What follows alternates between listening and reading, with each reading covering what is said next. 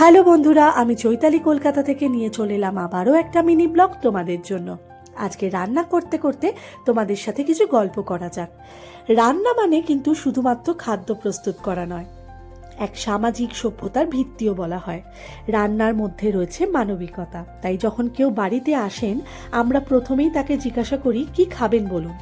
এই একটি প্রশ্নের মধ্যেই লুকিয়ে থাকে অতিথি অভ্যর্থনার আন্তরিকতা, আমাদের সংস্কৃতির সৌন্দর্য। রান্না হচ্ছে আমাদের আতিথেয়তার এক গভীর প্রতীক। আজ বহু মানুষ পেশাগতভাবে রান্নার সঙ্গে যুক্ত। তারা শুধুমাত্র খাবার তৈরি করেন না, তারা আমাদের সুস্থ রাখেন, সময় বাঁচান। একজন রাঁধুনি আমাদের না জানিয়ে প্রতিদিন আমাদের জীবনে এক বিশাল অবদান রাখেন।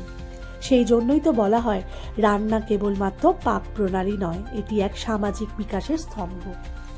অন্য প্রাণীরা যখন খাবার খায়, তারা খাবার খাওয়ার পরেও দীর্ঘ সময় ধরে হজমের প্রক্রিয়ায় নিযুক্ত থাকে, অথচ মানুষ আগে থেকেই সেই খাবারকে রান্নার মাধ্যমে সহজপাচ্য করে নেয়।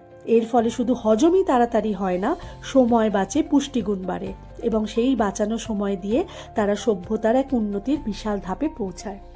যাই হোক, এই ভিডিওটা তোমাদের কেমন লাগলো অবশ্যই কমেন্ট করে